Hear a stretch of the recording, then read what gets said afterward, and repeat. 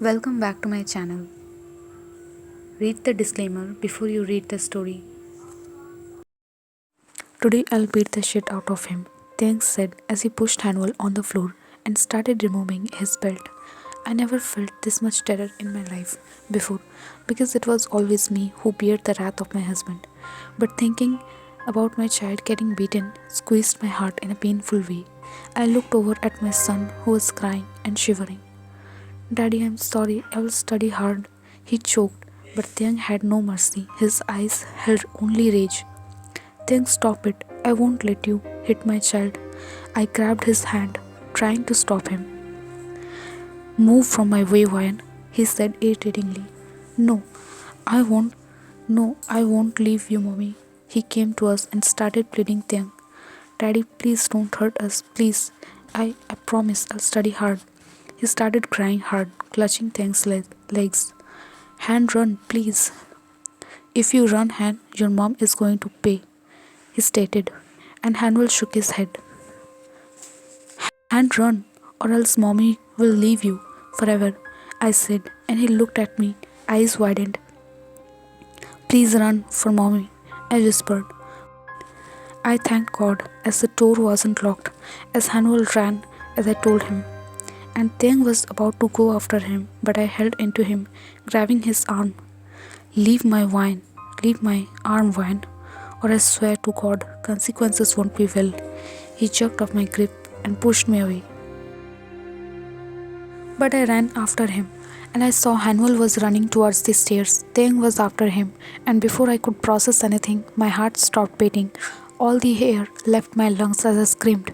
I ran and ran until I reached to him. There my son was lying, bleeding.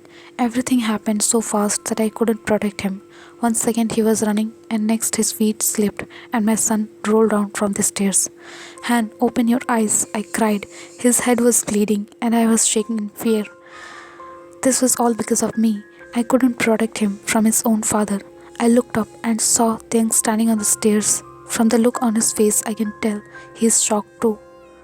Please take him hospital, I screamed. At that his mother and sister came out. They looked at the sight but didn't move an inch to show any kind of humanity. Down the stairs he picked Hanuel in his arms and motioned me to come with him. I was crying silently and praying to God. Look, I didn't know it would lead to this point. I wouldn't have chased him if I didn't stop you. And then what then? You would have beat him to death, wouldn't you? Either ways, my child had to pay. If anything happened to my Hanuel, I swear I will kill you. I growled at his face. Mr. Kim, can you bring these medicines? The doctor said. Doctor, how is my son? Please tell me, how is he? Calm down, Mrs. Kim. We are trying hard, but can't say anything at this moment. Mr. Kim, please hurry, bring the medicines fast. Tyang nodded. Taking the prescription, he went to the chemist. Tyang's point of view, I was still reeling from the aftershock. I never intended to cause this much harm. With these thoughts in my head, I hurried to the chemist, but in my way, I collided with someone. Sorry, the man said. I was about to walk away, but stopped when I looked at his face. That man. Instantly, I recognized him. How can I forget his face? His face was still fresh in my head. I gripped his collars, stopping him from going wherever he was going. He looked at me confused, and I punched at his face. But before I continue to torture him, I need to deliver the medicines to the doctor. As the ward boy was passing by me, I stopped him. Wait, can you please deliver these medicines to Ward 37? He nodded and I gave him the prescription and turned to the man. Who are you? What are your connections with my wife? I snarled at his face. The man looked confused. What are you talking, man? Don't try to play innocent. Tell me, what's your connection to Ryan? I asked again, but he still seemed to confuse. I was about to punch him again before he started blabbering. You have got to be kidding, man. I have a wife at home and kids too. Why would I cheat on her? He said, but I had enough of this. I pulled out my phone and showed him the picture of him and Ryan in our bedroom. His eyes widened and he gulped.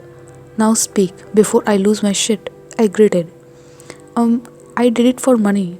I don't know your wife, trust me. I was just told to sleep beside her. I didn't even touch her, trust me. What? He doesn't know wine? Who told you? A lady of that house. I don't know her name, but she seemed to your wife's age, around 21, and an older woman, around 60s. I did it for money. My wife was hospitalized and I needed instant money. But trust me, I just slept beside your wife. She was sleeping. That woman took our picture and gave me the money, and I left. By the time he finished, I stumbled. All this time, I believed what I was showed. Instead, my wife whines, please, her tears, her eyes begging for mercy every time when I hit her. The image of her beaten and wounded was floating in front of my eyes. Oh God, what did I do? A lone tear escaped my eyes. She was innocent. I had hurt her. She was my wife. I was supposed to protect her, believe her, respect her. Instead, I caused pain to her. I couldn't protect her from myself. And Hanuel, is he my child? How could I torture two innocent souls? My son is in pain, hurt, bleeding because of his father. Ryan's point of view. I don't know for how long I sat there crying. My son is in ICU and I was praying for him to be okay. From the corner of my eyes, I saw Taeyang coming. It happened all because of him. Why is he even here? I stood up. My blood was boiling in anger as I stood in front of him. What are you doing here? Go from here. I shoved at his chest. Looking at his face, I saw tears in his eyes. When I'm sorry, he whispered, and I slapped him hard. His face turned to the other side. How dare he say sorry? He stand there quietly, having fun after sending my child to deathbed. No, you must be sorry because you couldn't kill him. And he would be safe and okay, will be healthy and will play again, will roam in front of your eyes, like you always thought he's another man's child. I snarled, he is not your son, and I'm no more your wife. I stopped being your wife long ago when I slept with another man. Yes, and I will sleep again, I taunted. Hurt me, slap me more. I deserve this, but please don't say like this. I know you didn't sleep with that man. I know when I just get out. Leave us alone. I shoved in his chest hard enough, causing him to stumble back. Van, please hurt me, but please don't tell me to go from here. I can't. One, my son. Shut up. He is not your son. He is only my son. I glared at him.